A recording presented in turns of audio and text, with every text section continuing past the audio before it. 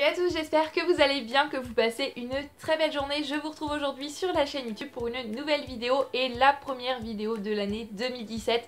Enfin, la première vidéo classique si je puis dire, si on ne compte pas les bookmas. Donc avant toute chose, avant de rentrer dans le vif du sujet, je tenais à vous souhaiter à tous une excellente année 2017, une bonne santé, que cette année soit riche en moments de bonheur, en émotions, qu'elle vous apporte tout un tas de bonnes choses, que vous puissiez concrétiser pas mal de vos rêves et voilà, que cette année vous apporte aussi plein d'excellentes lectures, un tas de coups de cœur, des livres exceptionnels, voilà, que votre année soit riche autant sur le plan personnel, professionnel que livresque. Donc je vous souhaite tout un tas de bonheur et une excellentissime année 2017. Une année vient de s'écouler, il est donc temps pour pouvoir bien repartir sur de bonnes bases, de faire le bilan. Et je vais donc vous faire le bilan de mon année livresque de 2016. En 2016, j'ai pu découvrir 68 romans. Bon, il y en a certains qui sont des relectures.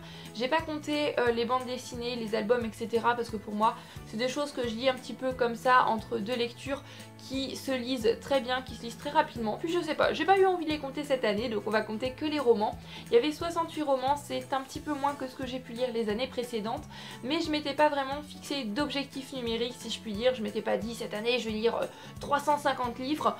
Voilà, je suis quand même contente des livres que j'ai lus, il y a eu des très bonnes lectures, il y en a eu des un peu moins bonnes, mais je me suis dit qu'on allait commencer cette année 2017 sur de positif et on allait retenir que le meilleur de l'année 2016. On ne va donc pas parler des livres que je n'ai pas aimés en 2016, mais seulement de mes plus grands coups de cœur. Donc je vous ai fait un top 10, ils sont classés par ordre de préférence si je puis dire, donc le 10e est le coup de cœur le moins important, même si j'aime pas dire ça parce que c'était quand même un coup de cœur et c'est quand même des livres que j'ai beaucoup aimés, pour arriver au tome 1, n'importe quoi, pour arriver au premier livre du classement qui là est le coup de cœur de l'année 2016. On va commencer sans plus tarder avec le livre en 10e position. Je vais pas vous résumer trop les livres parce que sinon cette vidéo risque de durer 20 ans. En plus c'est des livres dont je vous ai généralement bassiné avec ça, je vous ai parlé très souvent de ces livres là, donc c'est juste histoire d'en rajouter une dernière couche pour clôturer l'année 2016. On va donc, comme je le disais, commencer avec le 10e livre du classement et il n'y a pas un livre en 10e position mais 5 livres puisqu'il s'agit d'une relecture d'une saga. Donc c'est le tome 1 à 5 de la série La Communauté du Sud, donc aussi True Blood au niveau de la série télé de Charlene Harris. Une saga Beat-Lit dans laquelle on va découvrir des vampires, des lycanthropes et tout un tas d'autres créatures dont je peux même pas vous nommer leur identité pour ne pas vous spoiler. C'est une saga qui est vraiment très addictive avec des personnages très attachants. On a un personnage principal qui est télépathe et elle va toujours se retrouver dans un tas de situations un petit peu merdiques, autant se l'avouer, mais je trouve parfois ça drôle, je trouve ça addictif, je trouve qu'il y a du suspense. Là je suis rendue au tome 6, donc il m'attend sur ma liseuse. Je pense avancer dans cette saga et pourquoi pas la terminer en 2017, mais arrivé au tome 6, j'ai toujours cette envie de savoir la suite et c'est toujours une saga qui me captive et voilà, il y a toujours du suspense, il y a toujours du mystère, c'est pas une saga qui s'essouffle parce que parfois on a des sagas qui sont vraiment longues mais au bout du 5-6e tome on commence à se dire oh là là ça tourne un petit peu en rond, il se passe pas finalement grand chose et là non, et c'est ce que j'aime beaucoup avec cette saga et relire les 5 premiers tomes a été un vrai plaisir. Du coup je les mets tous ensemble sur la 10e position du podium des coups de cœur de l'année 2016, une saga que je peux que vous recommander grandement même si vous aimez pas particulièrement la Beat-Lit, parce que c'est vrai que la Beat-Lit c'est pas mon genre de prédilection, j'y connais pas grand chose, mais depuis que je suis tombée sur cette saga il y a quelques années maintenant, et eh bien j'adore ce genre. Donc une fois que j'aurai terminé cette saga, je pense me plonger dans d'autres livres, d'autres sagas qui appartiennent à la Beat-Lit parce que maintenant, et eh bien du coup ça m'intéresse. En 9e position, on a aussi plusieurs livres sur le podium. Cette fois-ci, il s'agit d'une trilogie. C'est la trilogie du Highlander de Julian McLean. Je vous ai fait une vidéo entièrement consacrée à cette trilogie-là. C'est de l'historique et c'est tout simplement génial. On est plongé dans les Highlands et voilà, j'entends la musique dans mes oreilles lorsque je lis ce livre, je sens l'air frais des Highlands. On a des personnages très attachants, des femmes avec beaucoup de caractère. Le premier tome est conquise par le Highlander ou éprise du Highlander, quelque chose comme ça. Et à chaque fois, comme je le disais, on a des personnages féminins en protagonistes qui sont pleines de caractère, qui ne se laisse pas marcher sur les pieds, et ça fait du bien, surtout dans de l'historique.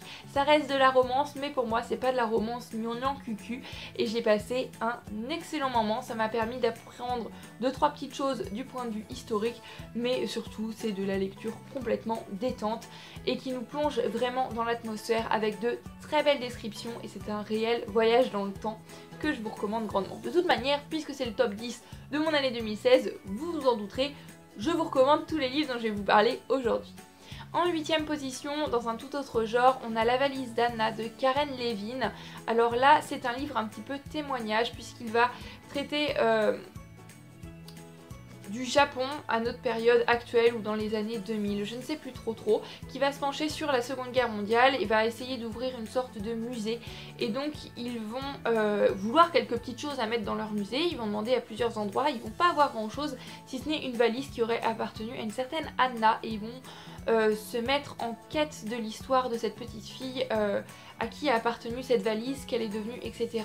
C'est un livre qui est ponctué de photos, il y a des poèmes faits par les enfants qui font partie de cette association Devoir de mémoire, je ne sais plus trop. Ce livre remonte un petit peu dans mes pensées, mais je me souviens d'une chose, c'est du sentiment qu'il m'a laissé en tournant la dernière page. C'est un livre qui m'avait beaucoup ému, qui m'avait beaucoup touchée, et toutes les photographies rendent cela d'autant plus réel, parce que c'est vrai que parfois on lit des témoignages, etc., mais on n'a pas... c'est quand même un livre, donc parfois on arrive à mettre une petite distance, mais quand on a des photographies, quand on a des extraits de journaux intimes, des petites choses comme ça, eh bien ça nous met encore plus dedans, et on se rend compte que oui, ce qu'on lit c'est du concret, ce qu'on lit c'est du réel, ça s'est réellement passé, et ce livre m'a énormément touchée. Voilà, toutes les personnes qu'on va croiser dans ce livre mènent vraiment un devoir de mémoire et le mènent magnifiquement bien. Et voilà, c'est un petit peu particulier comme livre, mais c'est un livre qu'on devrait faire lire à beaucoup d'enfants, je pense, pour expliquer ce qu'est le devoir de mémoire, pour expliquer ce qui a pu se passer durant la Seconde Guerre mondiale. Et ce que je retiens de ce livre, c'est le mot émotion. En 7ème position, on a une relecture, puisque ce livre je l'avais déjà lu il y a 1 ou 2 ans il me semble, et je l'ai relu dans le cadre du Sun & Books qui a eu lieu cet été. Il s'agit de Balzac et la petite tailleuse chinoise de Dai Sijie. Alors ce livre là, c'est de la beauté pure. Dai Sijie a une écriture tout simplement magnifique. On va assister à une romance incroyable avec des personnages extrêmement attachants.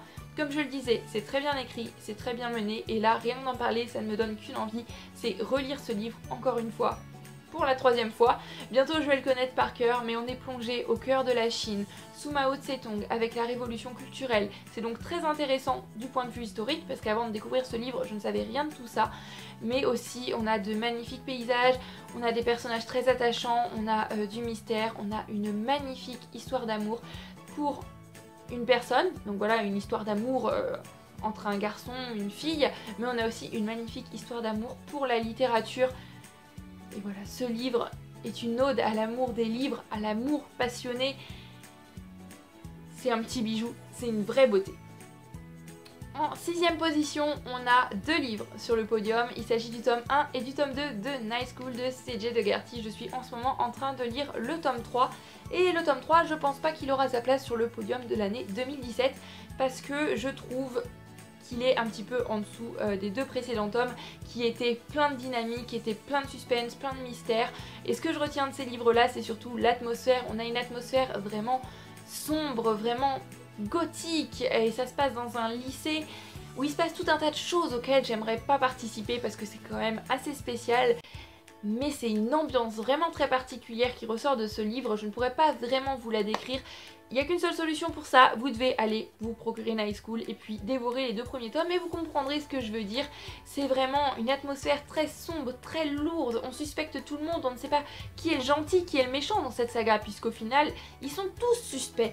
Et on a terriblement envie de savoir qui est derrière tout ça, tous les événements qui peuvent se passer à Cimmeria, le lycée dans lequel se retrouve Ali. Elle qui a rien demandé et qui, comme nous, va découvrir ce monde un petit peu particulier où il se passe des choses très particulières. En 5ème position, on a de l'historique, un petit peu secret de famille, avec Il était une lettre de Catherine Hughes. Alors, ce livre-là, c'était une beauté.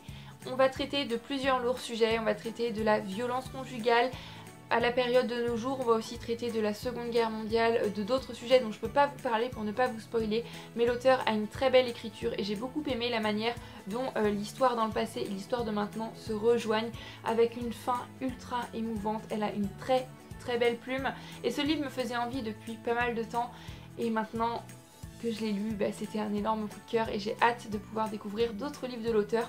Je sais pas trop pour le moment s'il en a écrit d'autres ou pas, mais si c'est le cas, vous pouvez être sûr d'une chose, c'est que je vais les lire parce que c'était tout simplement magique et tout simplement magnifique. On va suivre une femme à notre période de maintenant qui est victime de violences conjugales et qui décide pour s'échapper de son lourd quotidien de travailler dans une boutique de charité. Donc elle trie des vêtements qui sont donnés pour cette boutique là, qui vont être vendus pour des bonnes causes, et un jour elle va tomber sur un manteau il me semble, et dans ce manteau elle va trouver une lettre datant du début ou de la fin, c'est un petit peu flou, j'ai une mémoire de poisson rouge, de la Seconde Guerre mondiale qui n'a pas été envoyée, et il s'agit en fait d'une demande en mariage, et donc elle va faire tout son possible pour retrouver les personnes et pouvoir donner la lettre à son destinataire. Et voilà, moi on parle de lettres, on parle de Seconde Guerre mondiale, on parle voilà, d'histoire de famille comme ça, et bien évidemment ça me donnait envie. Et si vous ne connaissez pas ce livre, je sais que mon résumé est un petit peu tout pourri là, avec ma mémoire de poisson rouge, mais allez le découvrir parce qu'il vaut tellement le coup. En plus il est magnifique, autant par la couverture que l'intérieur. L'histoire est tout simplement sublime avec des personnages qui sont très attachants. On continue avec la 4e position, il s'agit du livre Je reviendrai avec la pluie, écrit par Takuji Ishikawa. Voilà, je m'excuse encore une fois par ma prononciation en japonaise qui n'est pas forcément top. Ce livre m'aura fait découvrir la magnifique plume de l'auteur et m'aura donné envie de lire plus de livres d'auteurs japonais, puisque généralement quand j'en lis c'est presque toujours des coups de cœur. Ils ont une plume que je trouve très poétique, très belle. Après je me doute bien que c'est pas le cas de tout le monde, il y a toujours des exceptions, mais ça m'a vraiment donné cette envie là pour l'année 2017. Je pense notamment à Haruki Murakami. Enfin bref, là n'est pas le sujet du jour, ça c'est le sujet de la prochaine vidéo, mes résolutions livresques pour l'année 2017. Donc on referme cette parenthèse et on revient au livre Je reviendrai avec la pluie, qui est tout simplement sublime. C'est un livre qui va traiter du deuil. Dans ce livre on va suivre un personnage qui est un homme, il a un fils, il avait une femme qui est décédée il y a 1 an à peu près environ. Avant de mourir elle lui avait dit je reviendrai avec la saison des pluies. La saison des pluies arrive et en effet sa femme revient sous la forme d'un fantôme, si je puis dire, parce que c'est pas un fantôme ectoplasme, on veut passer la main à travers, salut comment ça va. Non, c'est un fantôme de chair et de sang, si je puis dire. Elle peut faire la cuisine, elle peut se déplacer, elle peut courir, elle peut marcher. Voilà, comme si elle était humaine, comme si elle était, voilà, de chair et de sang. Je trouve pas vraiment d'autre expression. À un détail près, c'est qu'elle ne se souvient absolument pas de son histoire, elle se souvient absolument pas de sa relation amoureuse avec le personnage principal, elle ne se souvient pas qu'ils ont ensemble un enfant, et donc notre protagoniste va chaque jour lui rappeler comment ils se sont rencontrés, le fait qu'ils ont eu un enfant ensemble, et profiter pleinement des instants supplémentaires que la vie a la chance de lui donner avec sa femme. Même si elle n'est pas telle qu'elle était auparavant, ça reste tout de même la femme qu'il aime.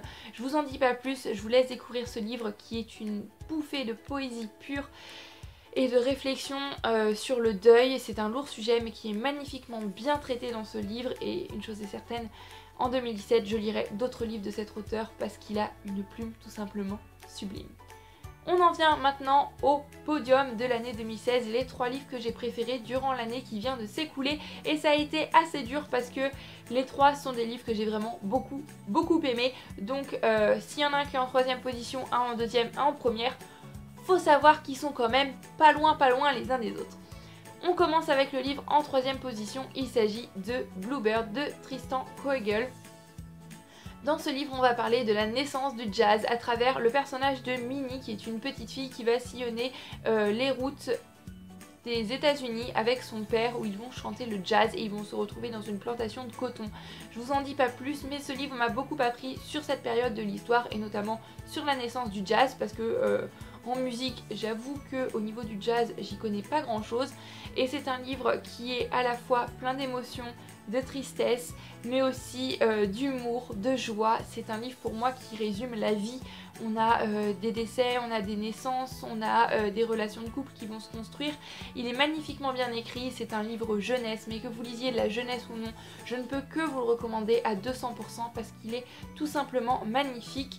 On va découvrir plusieurs musiques qui sont des classiques du jazz donc, et à la fin du livre on a une playlist, et ce que j'aurais aimé c'est découvrir cette playlist avant pour pouvoir lire le livre en écoutant en même temps les musiques. Je pense que ça pourrait apporter vraiment une autre sorte de lecture à l'histoire, mais même en l'ayant lu comme ça c'était tout simplement génial, et rien qu'en vous en parlant maintenant je n'ai qu'une envie, c'est de le relire encore une fois.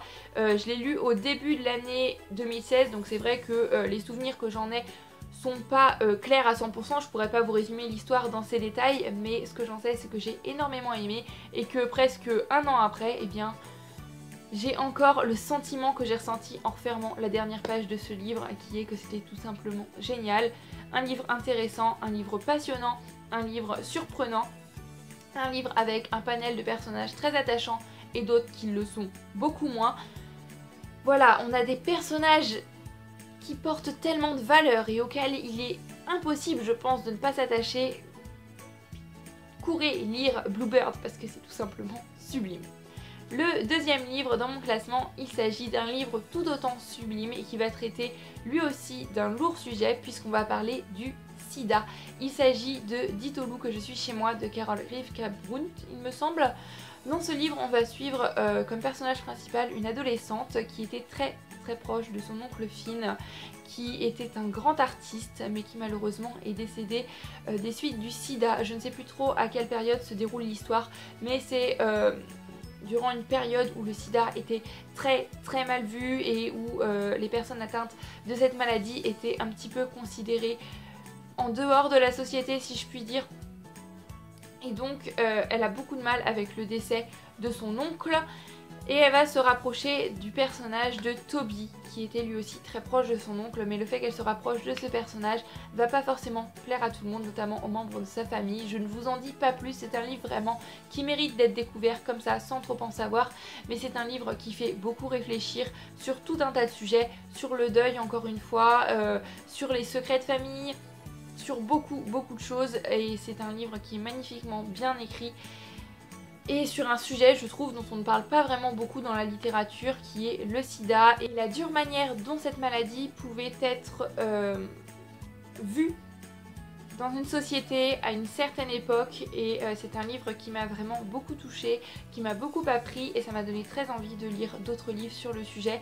En tous les cas, j'avais entendu tout un tas d'avis très élogieux sur Dites au loup que je suis chez moi, et je dois avouer que ces avis n'étaient pas démérités parce que l'auteur a une très belle plume. Et encore une fois, quand je parle de coup de cœur, j'ai vraiment l'impression, avec ce que je suis en train de vous dire là, que je rends pas hommage à ce livre et que je vous donne pas assez envie de le lire, et c'est très frustrant.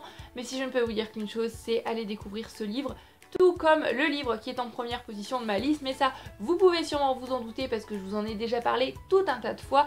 Ce n'est pas une surprise pour grand monde, je pense. Il s'agit de 1414 de Sylvain Edgar et Paul Béorn. Ce livre était tout simplement génial, j'ai énormément aimé. Bien évidemment, c'est de la jeunesse, on va traiter de la Première Guerre mondiale, on va parler d'un échange de lettres. Donc c'est des choses qui me plaisent déjà énormément à la base. Mais j'ai trouvé que c'était vraiment très bien mené. Cette rencontre entre deux personnages, un de 2014, un de 1914, et tous les quiproquos que ça peut amener dans leur échange, puisque bien évidemment le personnage de 1914 n'a pas la même vie et ne connaît pas les mêmes choses quotidiennes que le personnage de 2014. Et malgré tout on se rend compte qu'il y a des problèmes qui avaient lieu dans la vie d'un jeune de 1914 qui ont encore lieu dans la vie d'un jeune de 2014. C'est juste la manière de les aborder qui peut parfois être un petit peu différente. Les deux personnages vont vraiment beaucoup apprendre l'un de l'autre, et c'est un livre qui est très riche et la fin m'a beaucoup touchée. C'est vrai qu'il y a certaines choses qui peuvent être un petit peu prévisibles, j'en conviens, mais malgré tout moi j'ai passé un excellent moment. Je m'attendais à ce que ce soit un coup de cœur et finalement eh bien ça n'a pas loupé, ça a été le cas. Après, comme je le disais, c'est vrai, il y a des petites choses où on peut se dire oh là là c'était prévisible, ça reste assez jeunesse, mais moi ça a complètement fonctionné. J'ai beaucoup aimé le fait que ce livre soit écrit à quatre mains, donc deux auteurs, Sylvain Edgar et Paul Béorn, et chacun a écrit une époque et on le ressent vraiment. Et ces personnages vont vraiment, comme je le disais, s'entraider l'un l'autre et aider l'autre à relativiser, et on se rend compte nous-mêmes en lisant ce livre qu'on a besoin de relativiser et de prendre du recul sur notre vie, parce que notre vie elle est pas si mal que ça. Franchement, on est dans une situation qui n'est pas si mal comparée à ce qu'ont pu vivre des personnes, je pense notamment en 1914 avec le Adrien de cette époque là dans le livre. Enfin bref, encore une fois, la manière dont je vous en parle, j'ai l'impression que ça ne rend pas vraiment éloge autant que je le voudrais à ce livre, mais je vous en ai déjà parlé une tonne de fois, donc je pense que je vais arrêter là maintenant de vous saouler avec 14-14. Mais vous l'aurez compris, il faut absolument que vous découvriez 14-14 parce que pour moi c'est la pépite de l'année 2016, c'est le livre que j'ai le plus aimé. Le mettre en première position, le choix n'a pas été très difficile. Dès que j'ai pensé à ce classement, je savais qu'il allait être sur le podium, après à voir avec les autres. En tous les cas, tous les livres que je vous ai parlé aujourd'hui, bien évidemment je vous les recommande chaudement à 200%. Voilà, c'est tout pour cette vidéo bilan, j'espère qu'elle vous aura plu. N'hésitez pas à me laisser un petit commentaire, comme d'habitude, pour me dire, vous, quel est votre top 10 de l'année 2016. Ça m'intéresse toujours, on est toujours preneur de nouvelles idées de lecture. En attendant la prochaine vidéo, je vous fais à tous plein de bisous. Je vous souhaite encore une fois une très bonne année et d'excellentes lectures. A très bientôt dans une prochaine vidéo, prenez grand soin de vous, bye bye.